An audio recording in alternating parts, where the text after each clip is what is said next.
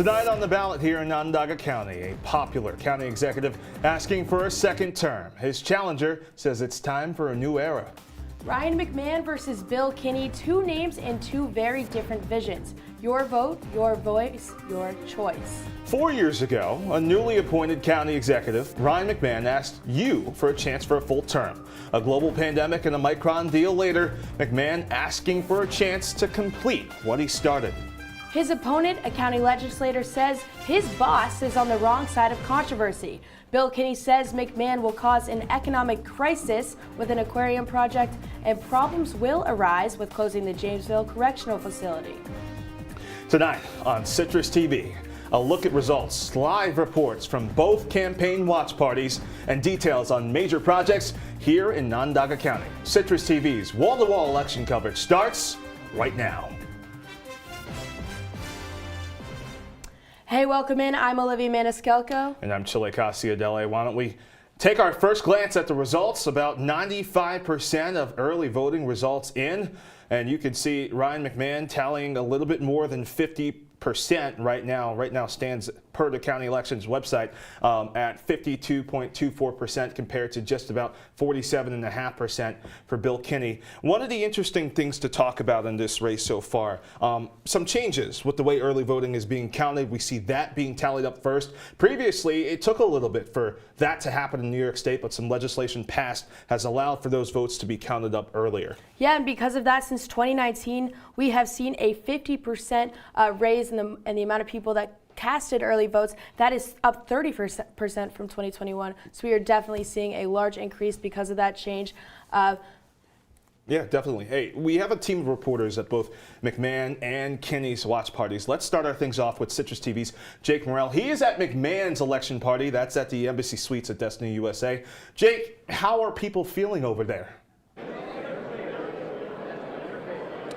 Hey, good evening, Chile and Olivia. You can feel the energy starting to rise here at the Embassy Suites. A large crowd starting to trickle in, as well as those results you guys mentioned, about 95% of early voting in. McMahon already holding that lead, but there is somewhat of an aura of confidence here at the Embassy Suites. On the screens outside the ballroom, it says County Executive GOP Victory Party, not Watch Party, and they're expecting that big victory tonight. You guys mentioned the things that McMahon is campaigning on, his handling of COVID, being somewhat of a local celebrity, going on TV almost every day to talk about casualties, to talk about policies, to talk about how the county was going to move forward after COVID, and what he's done since then. Well, landing the Micron investment,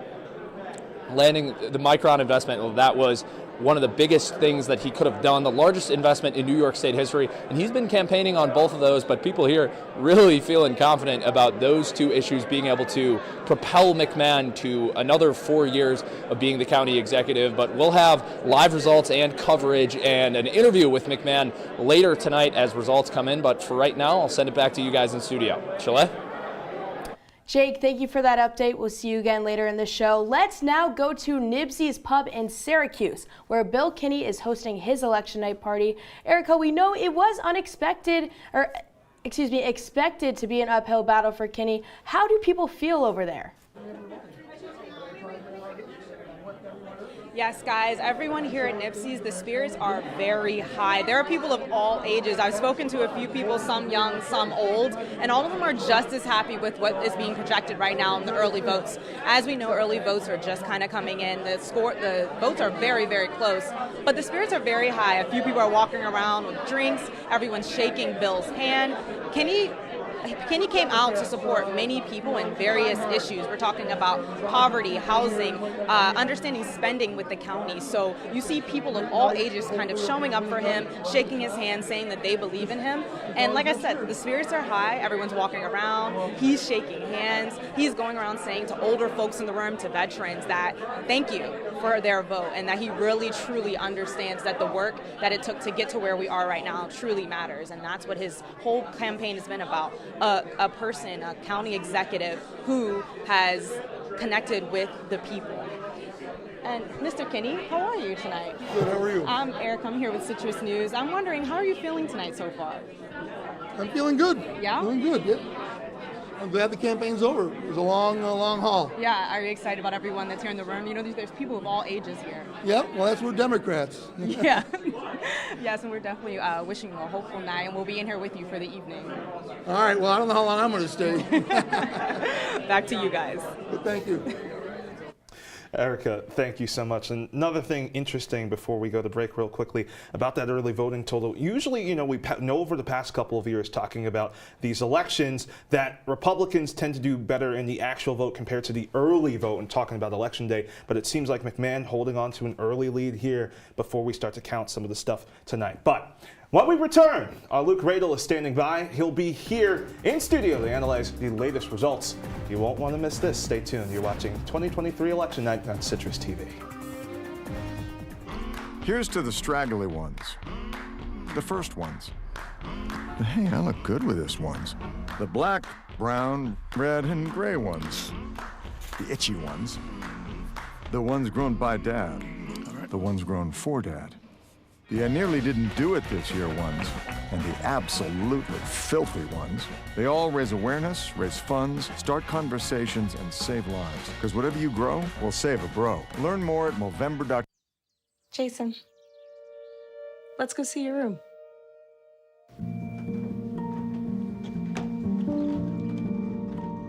What do you think? We kept it a little spare, so you can decorate it how you like.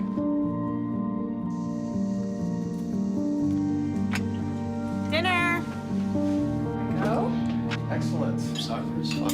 Yeah, I saw you guys out there. We're the family. I thought you were on my team. Wait.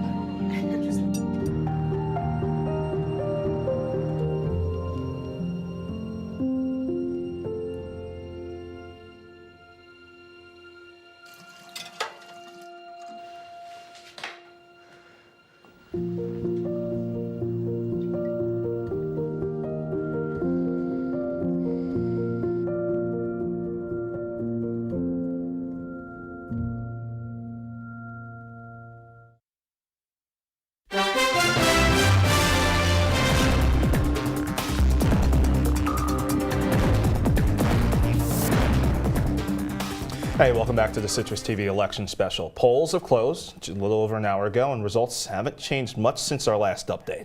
McMahon still has a 5% lead over his Democratic appointment. Our Luke Radel is here to break down all of the numbers. Yeah, Luke, we're just hearing actually some new ballots coming in. Some more polling, some more voting from Election Day, right? Yeah, so we've been looking so far, guys, at 95% of the early votes being in. That's what we had a little bit earlier in the hour, but just as of 10:05, so a couple minutes before we started this segment, there's been some new voting coming in, about 95% of day of votes in right now, guys, and we're looking at some numbers that might be a little different than the ones you're seeing on the screen now. From what I have in front of me here, Ryan McMahon is at 55%, 55.85%, and Bill Kinney's about 43.97%.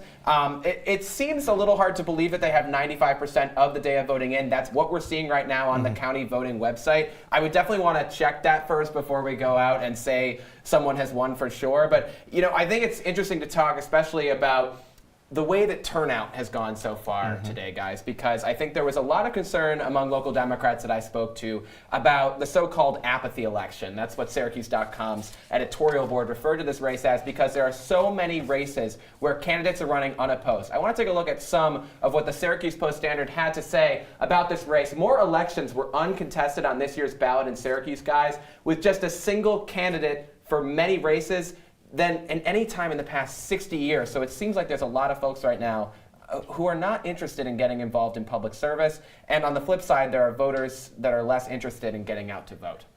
What can we attribute that to? Yeah, so one of the things that they talked about in that Post-Standard article is the nationalization of local politics. And so there were some local candidates who told reporters, who I heard this on the trail, they were concerned about having to answer questions about January 6th or abortion, things that really are not governed at the county level, the city level, things of that nature. But because of the way that party politics has become so polarized and so national, things we talk about on Talking Points all the time, it's become difficult for folks to get involved.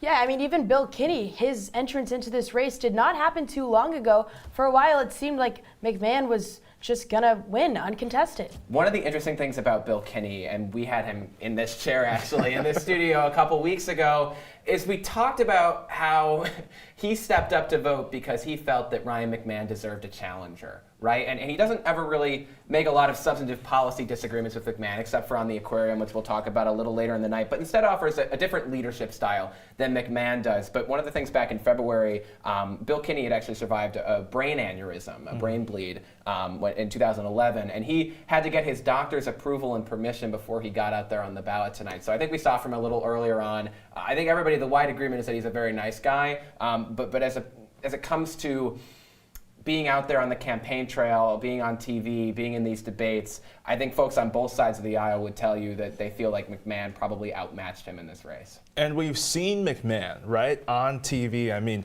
I think, Olivia, you know, speaking for both you and I, coming onto this campus in 2020, he was very front-facing. We were in the midst of that pandemic. He was on TV every day, giving those COVID briefings.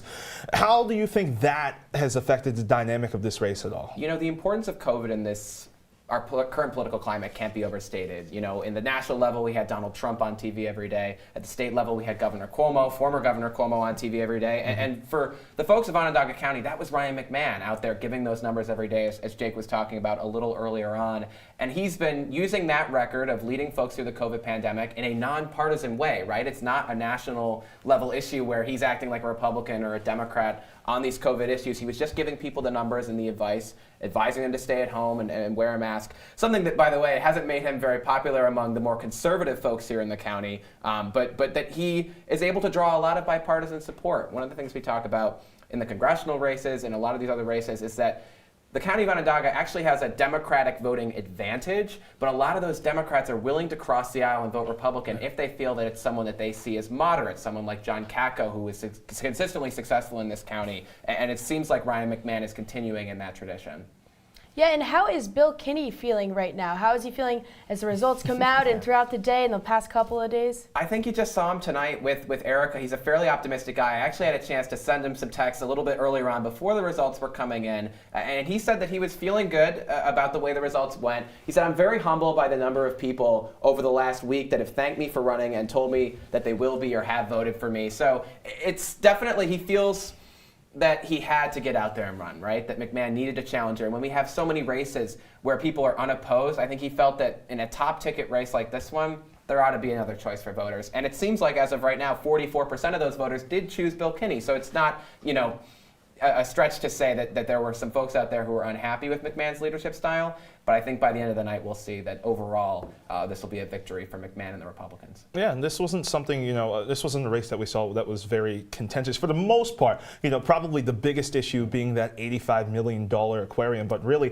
Micron, you know, obviously that's something that the county executive wants to say he played a big part in. Bill Kinney obviously saying, oh, it would have gotten done anyway. Yeah, he's taken a lot of credit, McMahon has, for the aquarium project. Obviously, that's been one of his pet projects, but also for the Micron project. We asked him in studio when he was here, McMahon, about a video that he created with taxpayer money to push the Micron project that gave himself a lot of credit for that. That upset a lot of people, Democrats and Kinney and other folks like that. So it'll be interesting to see whether his success on the Micron project will translate to a win tonight.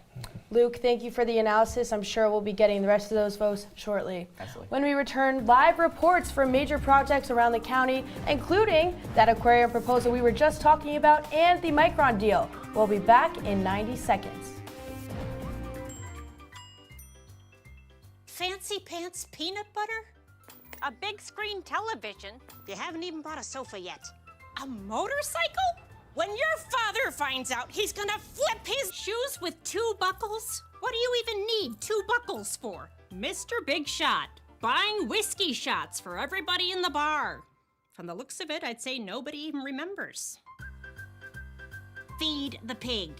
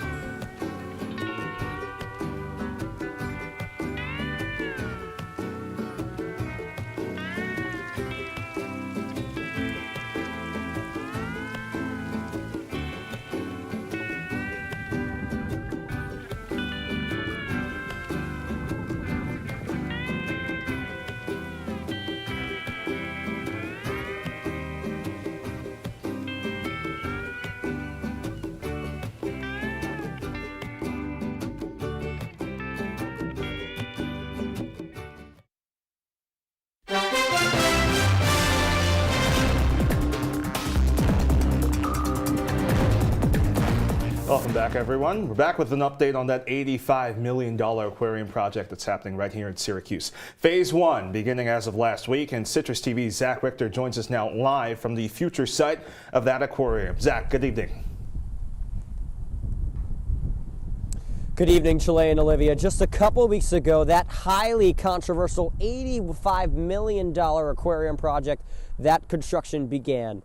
But however, this controversy stems from the fact that it is being funded by people's tax-paying dollars, and our very own Luke Radel sat down with Ryan McMahon to explain his reasons for this.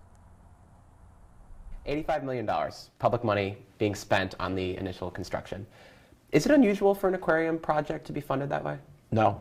But the reality is that usually these projects do have public-private partnerships, but you can't get private sector dollars incorporated until you actually have a design. Ryan McMahon justifying the use of millions of dollars of public funds. A new aquarium will serve as an anchor and hub for future entertainment. In this video posted on the Onondaga County website, it seems more like an advertisement for the aquarium. Another venue down there and making it an entertainment center is going to help all of Syracuse. Some quick facts right now on the aquarium. Land preparation is happening now. It started about a couple weeks ago. And then the next step is that the soil needs to settle at the site for at least 6 months. Then workers will begin laying the foundation in the spring. And the expected opening date for the aquarium, not until 2025.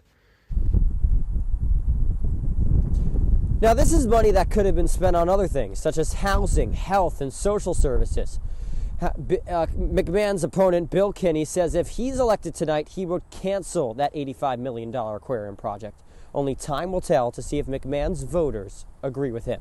We're live from the Inner Harbor tonight. Zach Richter, Citrus TV News. Zach, thank you so much. Now, election commissioners here in Onondaga County, they're concerned with how the elections in the Salt City are funded. Democratic Commissioner Dustin Czarny and County Executive incumbent Ryan McMahon have been exchanging some choice words about the money needed to help pay and train poll workers.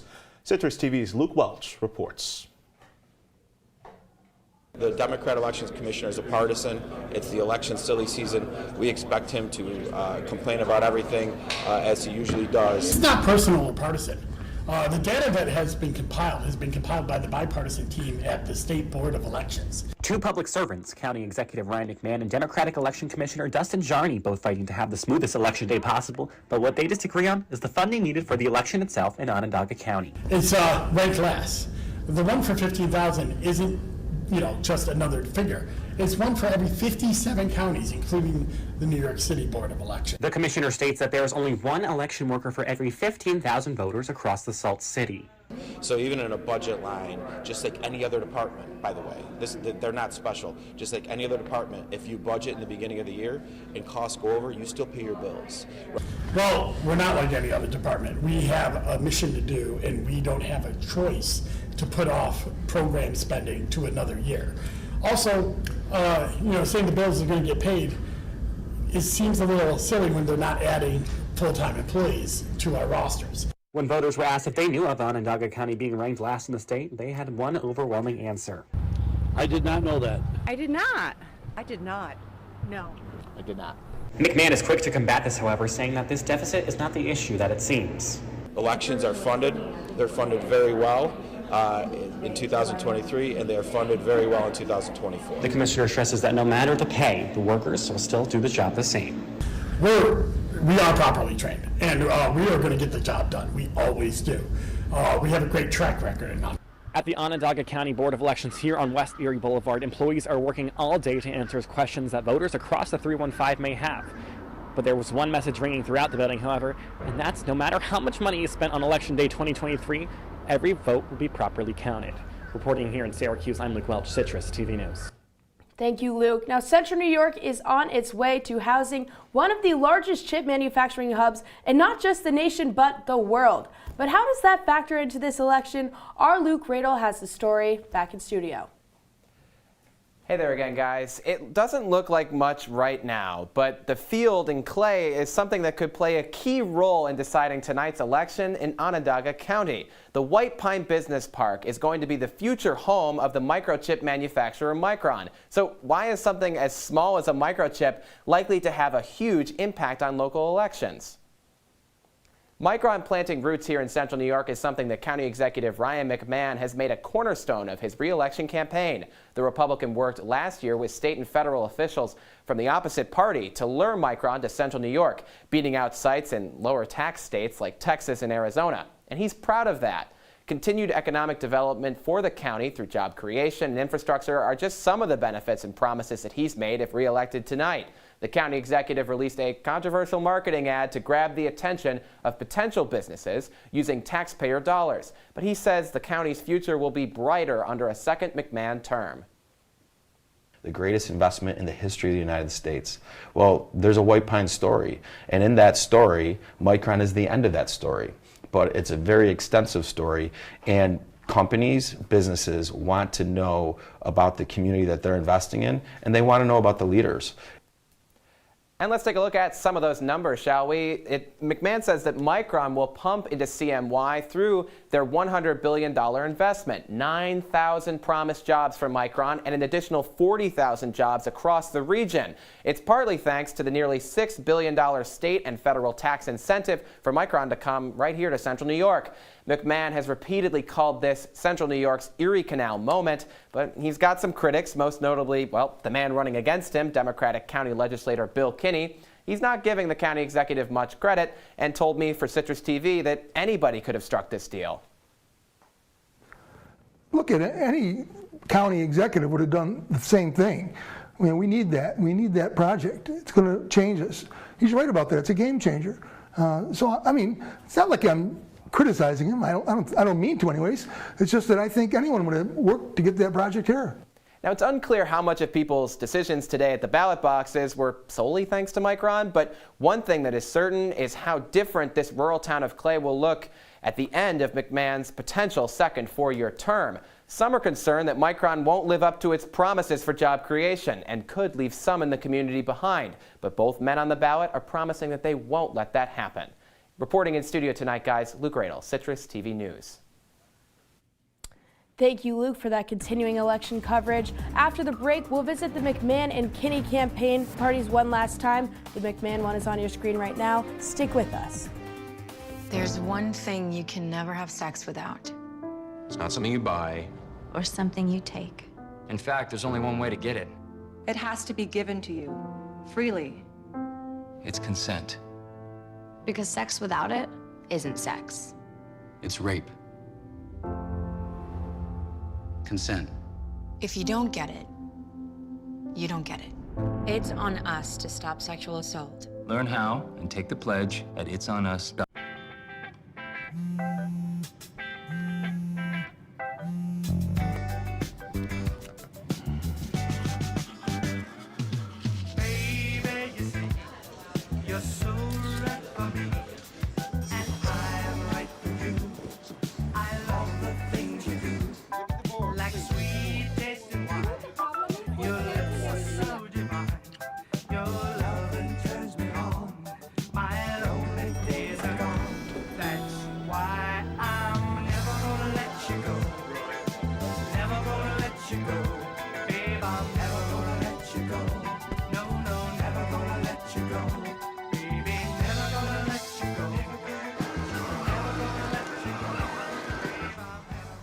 Here you go.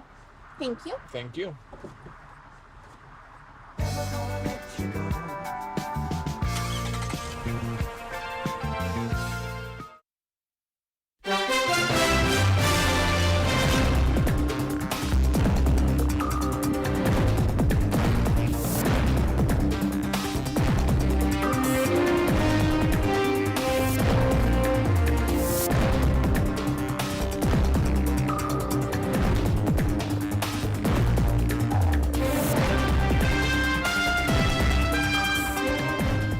Hey everyone, welcome back. Luke Radel joining us here at the desk again. Let's take a look at those results one final time on our program tonight. Early voting count almost complete. Stuff starting to come in. McMahon's lead increasing slightly, now nearing a little over 60% of the vote, standing at 61% right now. A lot of numbers that we've been talking about throughout the course of the night. Some things look late, some things look current. Luke Radel, what have you seen? Yeah, so here's what I'm hearing from folks that are at the County Board of Elections tonight. There has been a mistake on their website. Initially, we talked about earlier in the show having 95% of day of votes in, meaning people who went to the polls today and cast their ballot. That's incorrect. 95% of the early votes are in, but right now we're only getting the first trickle here of the day of voting. We have around 20,000 day of votes in. We expect that around 60 to 70,000 people voted today. So the results we're seeing now, Ryan McMahon at 61%, Bill Kinney at 38%. Those numbers will continue to change throughout the night. We're not expecting to have solid results until probably around 11, 11:30, potentially into midnight. But I want to make sure that everyone knows that the numbers, the percentages that are out there right now are not 100% true. The actual voting totals that we have right now, 25,000 votes for McMahon, 15,000 for Kinney, those are correct. Good to know. Hey, let's bring back on the show our Jake Morrell. He's live at McMahon's camp right now. Jake, what are you seeing again? Hey, Chile, yeah, like I said, the energy still slowly rising in here as we see that vote count go up. You can take a look behind me. You can see it starting to really fill up. We've seen the crowd about double in the time since I've been on the show tonight. But as Luke mentioned, we had those numbers come in, even tricking a few people here. That 95% vote count, a small crowd started to form around the screen watching the results here. And that's over to my left. But people forming around that screen, looking at it, seeing if that 95% vote count was really true. But I mean, even without it, we see McMahon's lead increasing more and more. Officials here telling me that he's not expected to come out into the ballroom until around 11:30 tonight. Hopefully that's when results are in, and we'll check back in with you guys on Twitter and on X, excuse me. But we'll have continuing updates all night. For now, I'll send it back to you. Jake, thank you. It looks like lots of people are gathered to hear the results. Let's bring back our Erica Love, who is at Bill Kinney's campaign party. Erica, how's it going over there?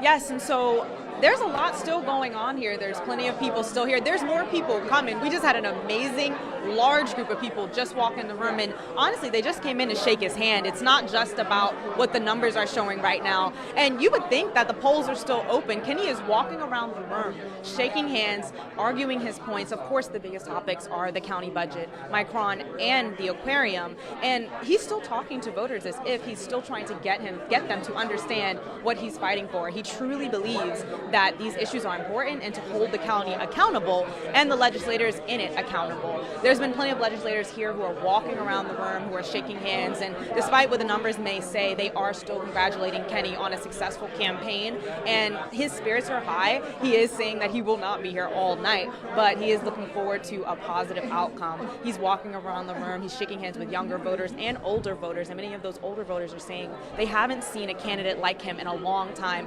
especially in Onondaga County. So to see the work that he's doing in comparison to how long the campaign has been is definitely tremendous for many of these voters. Right now, we're sticking around to see how this works, but for now, I throw it back to you in the studio. Erica, thank you so much. Taking one last look from the numbers we have right now, a little bit over 60%. I don't think we have the most updated numbers on that right now, but a little bit over 60% for Ryan McMahon compared to about 40% right now for Bill Kinney. And with that, that's all the time we have on our program tonight. We'll be tracking the county executive race all night on our X feed. You can follow Jake Morrell at Jake Morrell7, Erica SJ Love. Give us a follow at CitrusTV News as well. And don't forget, we'll have full coverage tomorrow on CitrusTV News live at 6. I'm Chilekasi, Adele. And I'm Olivia Maniscalco. Have a great night, Syracuse. Continue to watch our coverage of these races and what is going to happen after we find out who is the next Onondaga County executive.